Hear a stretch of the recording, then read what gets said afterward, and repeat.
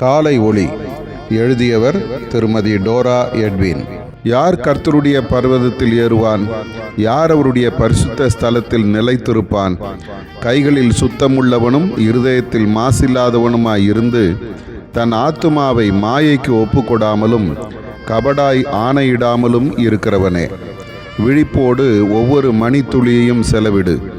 உன்னுடையதல்லாத பொருட்களை உன் கைகளினால் தொடாதே.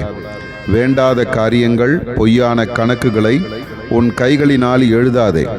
தேவையற்ற காரியங்களுக்கு உன் கைகளை நீட்டாதே. கைகளில் சுத்தம் தேவை. அதுபோல நன்மை செய்ய தயங்காதே. விழுந்தவனை தூக்கிவிடு. குழந்தைகளிடமும் துன்பப்படுகிறவரிடமும் அன்பு காட்டு. எல்லோருக்கும் சிறு சிறு உதவிகள் செய்ய உன் கைகளை நீட்டு. உன் கைகள் சுத்தமாகட்டும். வாயற்ற ஜீவ பிராணிகளை சித்திரவதை செய்யாதே.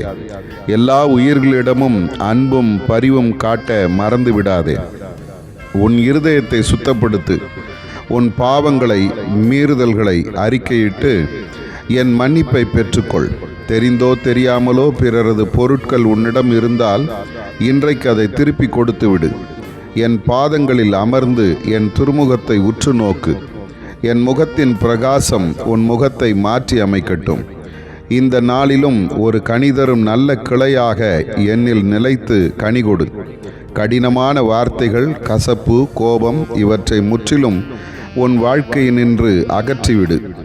உலக மாயை, வீண் ஆடம்பரம், பணம், பொருள் எல்லாமே அழிந்து போகும். உன் கவனம் சிதறாதபடி மேலானவைகளையே நாடு. எவருக்கும் தீங்கு செய்யாதே. என் பரிசுத்த ஸ்தலத்தில் நிலைத்திருப்பாய்.